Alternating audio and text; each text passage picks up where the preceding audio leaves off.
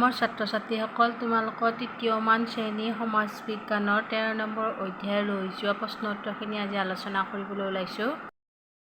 তোমালোকে আমাৰ ৰাষ্ট্ৰীয় প্ৰতীক এই পাঠটিৰ আমি চমুটোকাখিনিলৈ গৈছিলোঁ। তাৰ আমি শেষৰ প্ৰশ্ন উত্তৰবোৰ খটোৰ পৰা আজি আৰম্ভ কৰিম। আমাৰ ৰাষ্ট্ৰীয় প্ৰতীক কি, তাৰ ওপৰত আমাৰ চমুটোকা লিখিব দিছে, তাৰ ওপৰত আমি আলোচনা কৰিম। আমাৰ দেশৰ ৰাষ্ট্ৰীয় প্ৰতীক উত্তৰ হ'ব, আমাৰ দেশৰ ৰাষ্ট্ৰীয় প্ৰতীকটো হৈছে সাৰনাথৰ অশোক স্তম্ভ। এইটো 1950 চনৰ 26 জানুৱাৰী তাৰিখে ৰাষ্ট্ৰীয় প্ৰতীক হিচাপে ঘোষণা কৰা হয়। অশোক স্তম্ভটোত দুটা অংশ আছে, ওপৰৰটোক চূড়া আৰু তলৰ অংশটো ভেটি।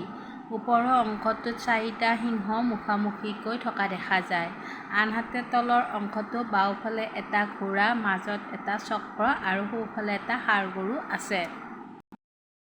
স্তম্ভটোত থকা সিংহকেইটা শক্তি আৰু গৌৰৱৰ কথা সূচায়, চক্ৰটোৱে পৰিৱৰ্তনৰ কথা সূচায় আৰু ঘোঁৰাটোৱে শক্তি, গতিৰ নিৰ্দেশৰ লগতে ষাঁড় গৰুটোৱে কঠোৰ শ্ৰম আৰু ক্ষিপ্ৰতাৰ কথা বুজায়। আমাৰ ৰাষ্ট্ৰীয় প্ৰতীকটো দেশৰ চৰকাৰী চিল বা মোহৰ হিচাপে ব্যৱহাৰ কৰা হয়। দেশৰ মুদ্ৰা, নোট, কাৰ্যালয়, নথিপত্ৰবোৰতো আমাৰ ৰাষ্ট্ৰীয় প্ৰতীকটো ব্যৱহাৰ কৰা হয়। নেক্সট প্ৰশ্নটো আছে, চমুটোকাটো আছে আমাৰ দেশৰ ৰাষ্ট্ৰীয় জন্তু।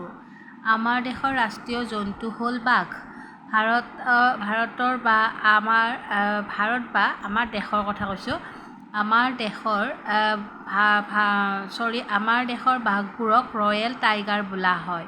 উত্তৰ-পশ্চিম অঞ্চলৰ বাদে আমাৰ দেশৰ সকলো ঠাইতে বাঘ পোৱা যায়। তাৰমানে আমাৰ দেশৰ উত্তৰ-পশ্চিম অঞ্চলতে বাঘ নাপায় আৰু বাকী সকলো অংশতে পোৱা যায়। এই ৰাষ্ট্ৰীয় জন্তু বাঘটো হৈছে সাহস আৰু শক্তিৰ প্ৰতীক। আমাৰ বাঘটো হৈছে সাহসৰ প্ৰতীক, কিমান শক্তি হিচাপে তাক প্ৰদৰ্শন কৰা হয় বাঘটো, আৰু সেইবাবে তাক ৰাষ্ট্ৰীয় জন্তু হিচাপে স্বীকৃতি দিয়া হৈছে। ঘ নম্বৰটো আৰু শেষৰ চমুটোকাটো হৈছে আমাৰ দেশৰ ৰাষ্ট্ৰীয় ফুল। আমাৰ দেশৰ ৰাষ্ট্ৰীয় ফুল হৈছে পদুম ফুল। এইবিধ ফুল বোকাত হয়। ফুলটি দীঘলীয়া ঠাৰি আৰু বহল পাতেৰে ভৰা। এই পদুম ফুলটো সৌন্দৰ্যৰ প্ৰতীক। ই দেখিবলৈ ধুনীয়া লগতে সুগন্ধিও। পুৰণি কালৰ পৰা ভাৰতত পদুম ফুলক পবিত্ৰ ফুল হিচাপে গণ্য কৰা হয়। তোমালোকৰ এই 13 নম্বৰ অধ্যায়ৰ প্ৰশ্ন উত্তৰবোৰ আজি সমাপ্ত হৈছে। নেক্সট ছাবজেক্টৰ প্ৰশ্ন উত্তৰবোৰ দিয়া হ'ব, তোমালোকে চাই ল'বা। তোমালোকে ছাবস্ক্ৰাইব কৰিবলৈ নাপাহৰিবা, নতুন ভিডিঅ'বোৰ পাই থাকিবা।